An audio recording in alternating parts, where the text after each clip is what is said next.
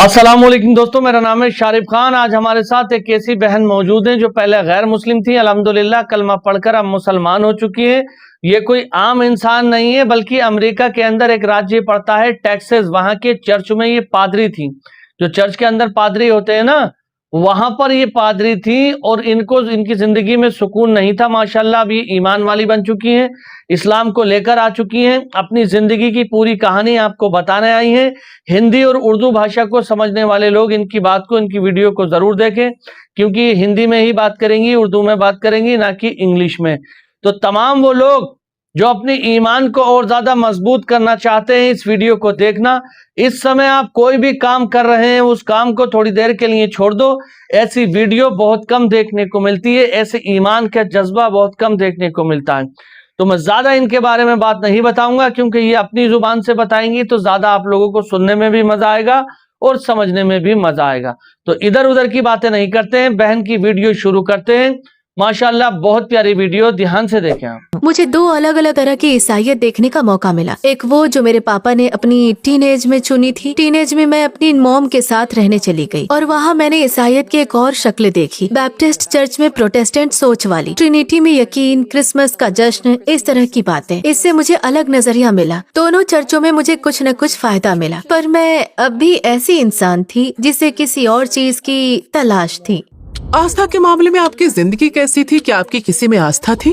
हाँ, मैं मानती थी। खुशकिस्मती से मेरी परवरिश, जैसा मैंने बताया, पापा के चुने हुए चर्च में हुई और वो चर्च बड़े डिसिप्लिन वाला था। मैं हमेशा से एक मजहबी माहौल में रही थी। जब मेरी माँ को ये चर्च कुछ ज्यादा ही सख्त लगा, उन्होंने वहाँ जाना छोड़ दिया। पर चूंकि मेरी परवरिश पापा के चर्च में हुई थी, तो फर्क मुझे साफ दिखता था।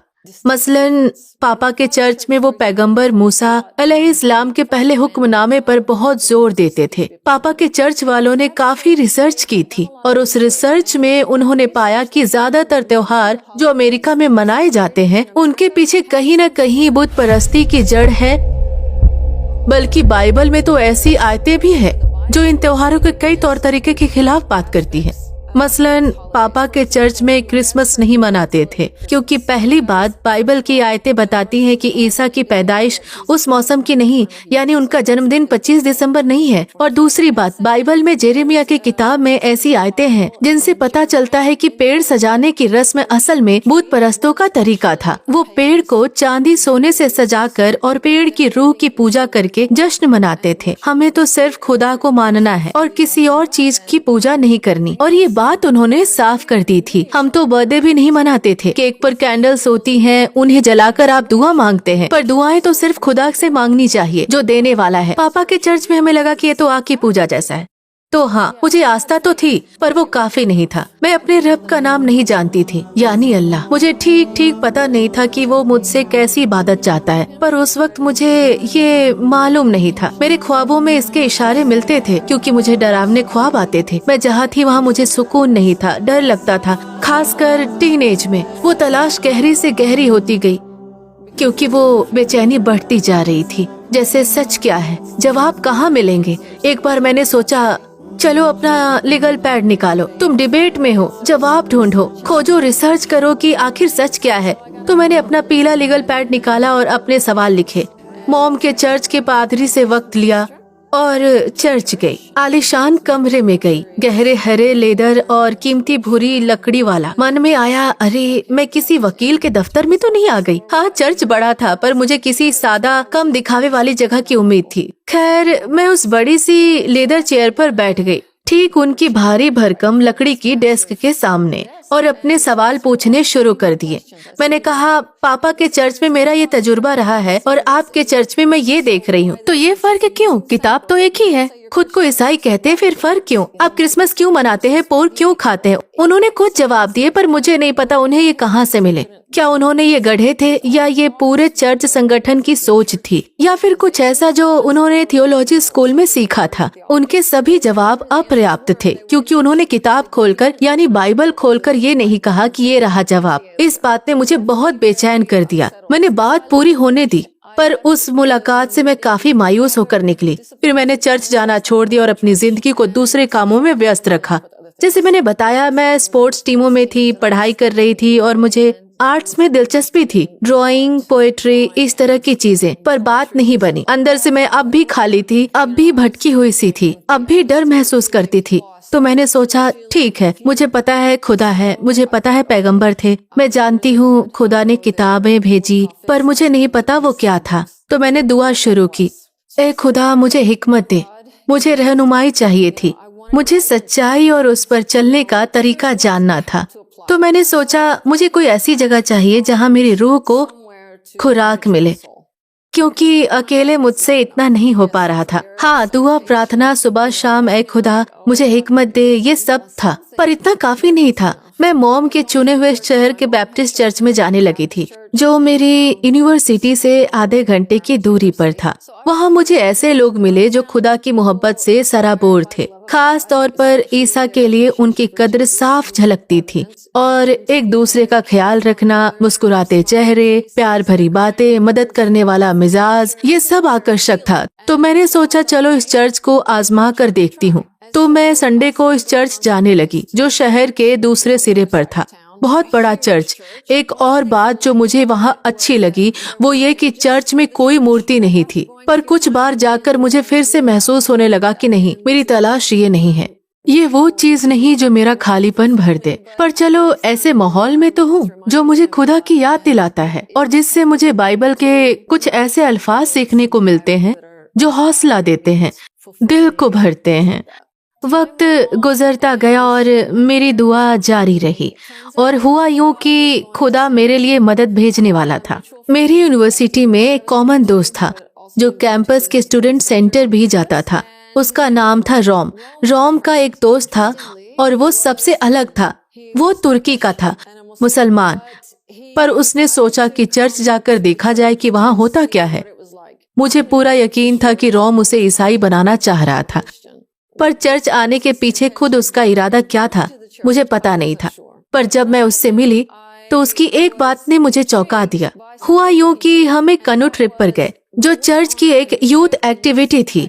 हम कनू ट्रिप पर गए। जब हम लंच के लिए रुके, उसने पूछा कि इनमें से किस खाने में पोर्क नहीं है, और मैंने सोचा अरे ये तो दिलचस्प है, क्योंकि मैं भी तब तक पोर्क नहीं खाती थी, उसी यकीन की वजह से जो पापा के चर्च से सीखा था। तो मैंने सोचा वाह कमाल है, आखिर ये पोर्क क्यों नहीं खाता। उसने कुछ ऐसा कहा कि ये मेरे मजहब की बात है। मैंने सोचा अच्छा दिलचस्प है। ये शख्स मेरी खोज में बड़ा मददगार साबित हुआ, एक वसीला जिससे खुदा मेरी मदद कर रहा था। 1991 में जब मैं इस शख्स से मिली तो वो मेरे लिए इस्लाम की बुनियादी बातों के बारे में मस्जिद से छोटे छोटे ब्रोशर लाने लगा। दिलचस्प बात यह है कि इन चीजों में मुझे बहुत कुछ वैसा ही मिला जो मैंने पापा के चर्च में सीखा था। फिर वो एक और ब्रोशर लाया।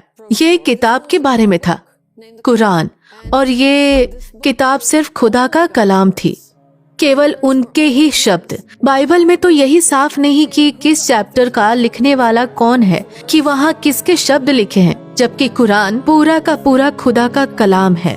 और मुझे ये बात बहुत गहरी लगी, एक त्रुटि रहित किताब जो सिर्फ खुदा का कलाम है और जिसकी हिफाजत का वादा कयामत तक के लिए है, क्योंकि दुनिया के आखिरी पैगंबर मोहम्मद अलैहिस्सलाम ही थे जिन पर ये उतरी। ये उनके अपने शब्द नहीं हो सकते, क्योंकि आप उम्मी थे और आपको पिछली मजहबों का नहीं पता था। ये शुद्ध आसमानी पैगाम था और इसी ने मुझे प्रेरित किया। ये 1991 की बात है। कोई इंटरनेट नहीं, इंग्लिश में इस्लाम के बारे में कुछ मिलता ही नहीं था। मुझे हमारी 7 मंजिला किताबों वाली यूनिवर्सिटी लाइब्रेरी से इस व्यक्ति की ढूंढी हुई एक छोटी सी किताब नसीब हुई। उसने किताब ढूंढ ली, इमाम नबवी की 40 हदीसें। छोटी सी किताब, पर पढ़ने में हमें 2 रातें लगी, क्योंकि ये पढ़ो और आगे बढ़ो वाली किताब नहीं थी। इसे पढ़कर तो बस मुंह से निकलता है ओह। मुझे जवाब मिल गया था कि खुदा मुझसे क्या चाहता है। किताब से पता चला मेरा रब कौन है, अल्लाह। ये कि अल्लाह ने मेरे लिए कौन सा दीन चुना है, और ये भी कि जिंदगी बेहतरीन तरीके से कैसे जी जाए। और ये सब पूरी तरह सच है। यही फर्क है सयानों की बातों और नबी मोहम्मद अलैहिस्सलाम के हदीस वाले फरमानों और कुरान की आयतों में, क्योंकि हदीस और कुरान की हर बात पूरी तरह सच है। ये हर लिहाज से व्यापक है, क्योंकि ये दीन और उसकी शिक्षाएं हमें उसने अता की है, जो सब कुछ जानता है, सर्वज्ञ अल्लाह। और खुशकिस्मती से इस आयत में मैंने ये नाम सीखा था। सर्वज्ञ मतलब सर्वव्यापी, जो हर जगह है। पर उस इल्म से पूरी तरह मेरा वास्ता इस्लाम मिलने पर ही पड़ा। तो जाहिर है इस इल्म ने जीने के इस मुकम्मल तरीके की रोज बढ़ती समझ ने मुझे बेहद प्रेरित किया। ये दुनिया के हर मसले का हल है, बशर्ते इसे ठीक से अपनाया जाए। मैं इतनी प्रेरित थी कि जल्द ही मैंने इस्लाम कबूल कर लिया। आपने पहली बार इस्लाम के बारे में कैसे सुना? सच कहूँ तो याद नहीं कि पहली बार कैसे सुना था। शायद मेरी वर्ल्ड हिस्ट्री टीचर से, जो क्लास के सामने खड़ी बड़े जोश में समझा रही थी। मिस विलियम्स आज भी याद है, इतने जोश में थी कि क्लास के सामने खड़ी होकर बोली, ये लोग दिन में 5 बार खुद को धोते हैं। वो वजू की बात कर रही थी, जो मुसलमान नमाज से पहले करते हैं। पर मुझे इस्लाम के बारे में कुछ नहीं पता था। ये भी नहीं पता था कि ये किसी मजहब का नाम है या शायद उसे मानने वाले इंसान का, कुछ भी। मतलब मैं इतनी अनजान थी, पर उनका वो जोश मुझे याद रहा। और बाद में जब मैं मुसलमान हुई, मैंने सोचा वो नमाज से पहले वाले वजू की बात कर रही थी। यानी इशारे तो मिलते रहे थे। पर मैं टेक्सास में रहती थी, बाइबल बेल्ट में। मतलब तकरीबन हर मोहल्ले में एक छोटा सा चर्च था। चर्च जाना मेरी परवरिश का एक अहम हिस्सा था। मैं कभी किसी मुसलमान से नहीं मिली। फिर वो शुरुआती इशारे मिले भी तो कैसी अजीब जगहों से, जैसे एक फिल्म जो मैंने देखी थी, आज की जबान में कहे तो वो इस्लामोफोबिया थी, क्योंकि उसमें लीड रोल वाला मुसलमान किरदार बाहर की औरतों को किडनैप करता था, बाजू काटता था, सर कलम करता था। यानी इस्लाम को गलत ढंग से पेश करने वाला ये सब। पर अजीब बात है, उस फिल्म से मुझे वो पैगाम मिले ही नहीं। फिल्म के आखिर में वो औरत जिसे कहानी में किडनैप वगैरह किया गया था, वो पर्दा करने लगी।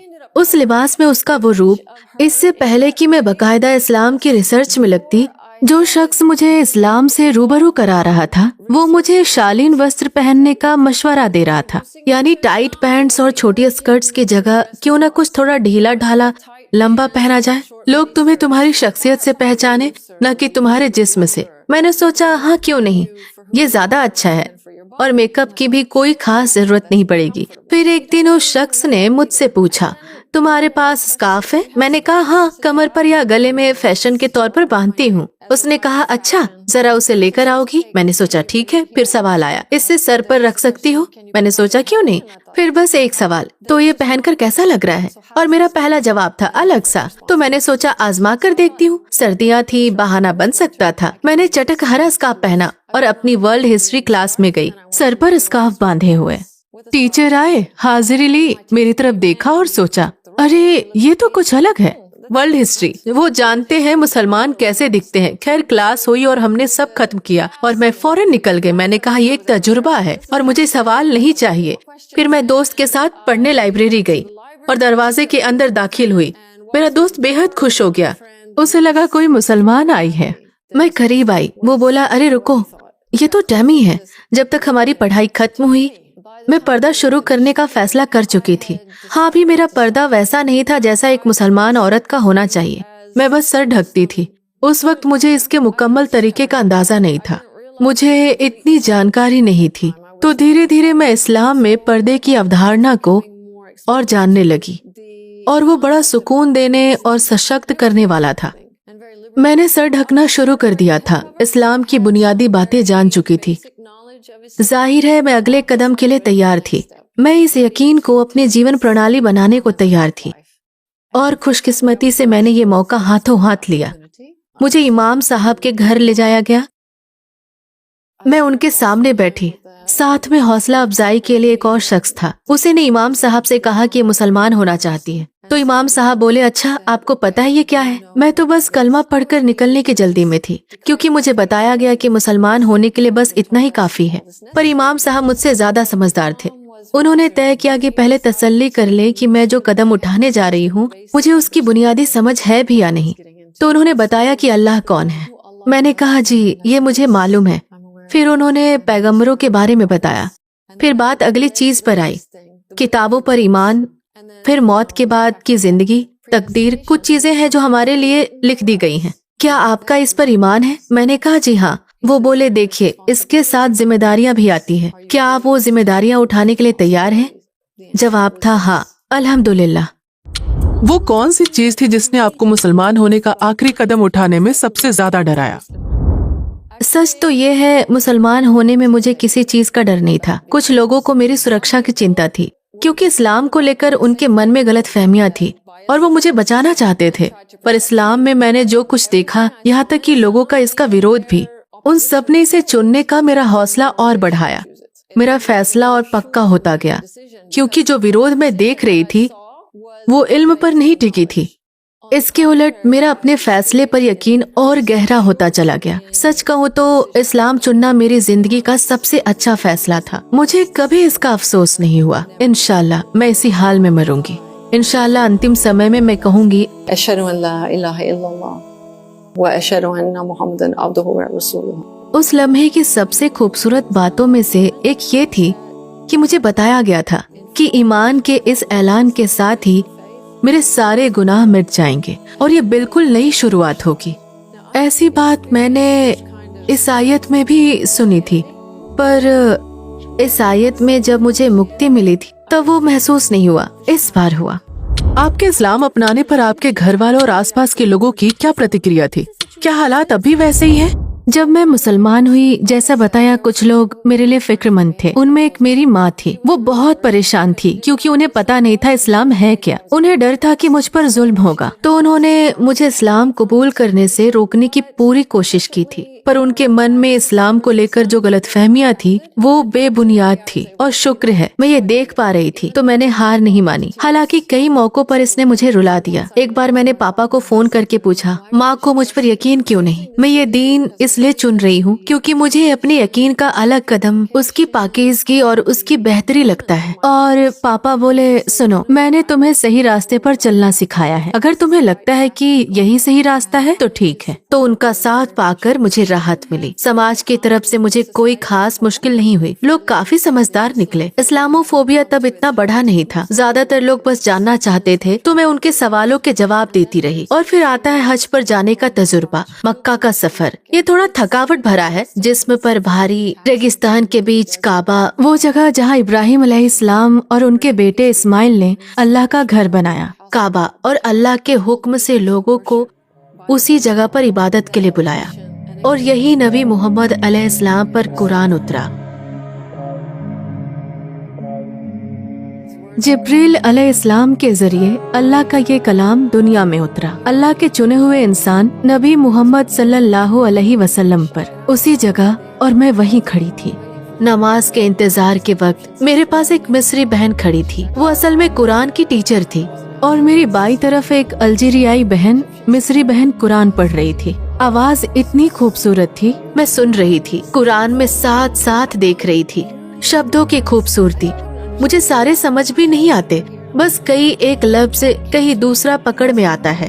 और तभी मन में एक ख्याल आया, ये शब्द मेरे नबी पर यहीं उतरे थे, इसी जगह, इसी पाक घर के पास। मैंने चारों तरफ देखा। आखिर मैं टेक्सास की एक लड़की, एक मिस्री और एक अल्जीरियाई के बीच कैसे पहुंच गई? दुनिया के कितने अलग अलग कोनों के लोग, और हमें जोड़ने वाली चीज कोई सतही चीज नहीं है, वो है ईमान, अल्लाह की तौहीद, नबी की मोहब्बत, इस किताब की मोहब्बत। मैं रोती रही ऐसे कि खुशी और शुक्र से खुद को रोक ही नहीं पाई। और ये एहसास इतना गहरा था, दिल को भर देने वाला, थका देने वाला। उस जुड़ाव ने मुझे ये भी याद दिलाया कि मैं माफी मांगने के दरमियान हूँ, सच के दरमियान, पाकीज़गी पाने के दरमियान हूँ। और अल्लाह तो सबसे बड़ा रहीम है। मुझे अपने और उसके बीच किसी की जरूरत नहीं। मुझे उसके सिवा किसी से मांगने की जरूरत नहीं है। और वो मुझे मौका दे रहा है कि उसके घर आऊं और इंसानियत से जुड़ूं, शुरू से लेकर आज तक के सारे ईमान वालों से, और उस जमात का हिस्सा बनूं। ऐसा जुड़ाव मैंने पहले कभी महसूस नहीं किया था, और मैं इसके लिए बेहद शुक्रगुजार हूँ। अगर आपको कभी हमारे नबी सल्लल्लाहु अलैहि वसल्लम की जिंदगी का एक दिन देखने का मौका मिले तो आप कौन सा दिन चुनेंगी? क्या मैं शुरुआत चुनूंगी? जब आप गारे हीरा में थे और जिब्रील अलैहिस्सलाम ने आकर आपको भेजा, कहा पढ़ो, फिर आपने उन्हें आसमान पर देखा और अपनी बीवी के पास आए और उन्होंने आपको यकीन दिलाया कि ये हकीकत है, कोई ख्वाब नहीं, कुछ बुरा नहीं हो सकता था, क्योंकि आप इतने अच्छे इंसान थे और सबके साथ भलाई करते थे। तो क्या वो दिन जब आपने अपने खानदान को इस्लाम के बारे में बताना चाहा, सबको खाने पर बुलाया और सिर्फ एक बच्चा अली रजी अल्लाहु अन्हु बोल उठे, हाँ मैं आपका साथ दूंगा? या वो दिन जब 25 साल के खूबसूरत साथ के बाद आपकी बीवी पर उस घेराबंदी की सख्तियों और भूखमरी ने जो इस्लाम के दुश्मनों ने ईमान वालों पर थोपी थी, ऐसा असर किया कि उनका इंतकाल ही हो गया, और आपने वो गम कैसे सहा? या फिर वो दिन जब आपको अपना घर छोड़ना पड़ा, मक्का, वो पवित्र शहर, काफिरों के जुल्म की वजह से, क्योंकि वो आपको मारना चाहते थे। या वो दिन जब आपने रातों रात मक्का से बैतुल मकदिस तक सफर किया, फिर आसमानों में बुलाए गए और हर आसमान पर किसी न किसी पैगंबर से मुलाकात होती गई, यहाँ तक कि अपने रब तक। तो देखा दोस्तों, आपने इस बहन की बात सुन के यकीनन आपका ईमान ताजा हो गया होगा। अमेरिका जैसे देश में जाने का लोगों का सपना होता है और वहां पर काम मिल जाए तो फिर क्या कहने हैं। भारतीयों का, पाकिस्तानियों का, बांग्लादेश का, नेपाल का, ये जो अपने देश हैं आसपास के, यहाँ पर ज्यादातर लोग अमेरिका, कनाडा, इन देशों में जाना प्रेफर करते हैं। लेकिन वहां पर रहने वाले लोग इस्लाम में दाखिल हो जाते हैं और इस्लाम को इतनी मजबूती से पकड़ लेते हैं, ये इन लोगों को शायद कम मालूम है। मैं यूरोप गया हूं और मैंने अपनी आंखों से देखा है कि वहां पर भी जो ईमान वाले लोग हैं, ईमान वाली जो औरतें हैं और जो लड़की हैं, उनका पहनावा भी ऐसा होता है जैसा कि भारत, पाकिस्तान या अरबी देशों के अंदर होता है। वो जब मस्जिद जाती हैं, मस्जिद में नमाज पढ़ी जाती है, वहां पे औरतों की मस्जिद अलग होती है और आदमियों का सेक्शन अलग होता है। तो मस्जिद जाएं चाहे बाहर जाएं, बिल्कुल पूरा बुरखे में, अबाए में होती हैं वो। जरा सा उनका हाथ आप लोग देख नहीं सकते और बहुत प्यारी ईमान को फॉलो करने वाली लड़कियां और आदमी होते हैं। तो माशाल्लाह, मेरा बताने का मकसद ये है कि अल्लाह ईमान जिसको देता है उसके लिए दुनिया में जगह मायने नहीं रखती, चाहे वो कहीं पर भी हो। मुकम्मल ईमान में आने के बाद अल्लाह की हम्द सना शुरू कर देता है और तमाम तरह के गलत कामों से वो बच जाता है। तो माशाल्लाह, ये वीडियो देखकर आपको कैसा लगा कमेंट में जरूर बताएं। अगर आप हमारे चैनल पर पहली बार आए हैं तो चैनल को सब्सक्राइब करके बेल आइकन पर भी ऑल का बटन जरूर सेलेक्ट करें। मिलते हैं अगली वीडियो में, तब तक के लिए खुदा हाफिज, जय हिंद, जय भारत।